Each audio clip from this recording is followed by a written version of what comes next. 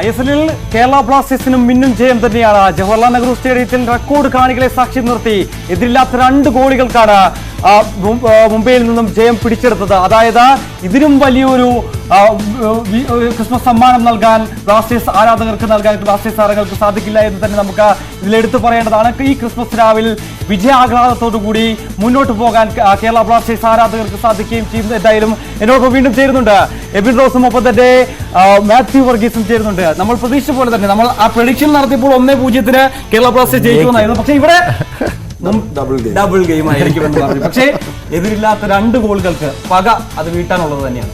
എന്തായാലും നമുക്ക് ആ വിജയാഹ്ലാദ നിമിഷത്തിലേക്ക് ഒന്നുകൂടി പോയതിനു ശേഷം മടങ്ങിയത്.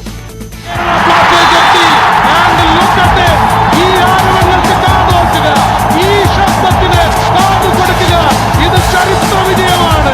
നിലവിലെ ലീഗ് ഷീൽഡ് വിന്നേഴ്സായ മുംബൈ സിറ്റി എഫ്സിയുടെ അൺബീറ്റൻ റെക്കോർഡ് ഇനി പഴങ്കഥയാണ്, ഓൾഡ് സ്റ്റോറിയാണ്. കൊച്ചിയിൽ മുംബൈയുടെ അൺബീറ്റൻ പോരാട്ടം അവസാനിച്ചിരിക്കുന്നു. മാസങ്ങൾക്ക് മുമ്പ് മുംബൈ ഫുട്ബോൾ അറീനയിൽ ഏറ്റ 1-2 ഗോൾ തോൽവിക്ക് കൊച്ചിയിലെ സ്വന്തം മണ്ണിൽ 2-0 മധുര പ്രതികാരം വീട്ടുകയാണ് കേരളത്തിന്റെ സ്വന്തം കേരള ബ്ലാസ്റ്റേഴ്സ് എത്തി. 1 ഗോളും 1 അസിസ്റ്റും നൽകിയ ബോബി പെപ്രെ ഇന്നത്തെ പ്ലെയർ ഓഫ് ദ മാച്ച് ആയി തിരഞ്ഞെടുക്കപ്പെടുകയാണ്.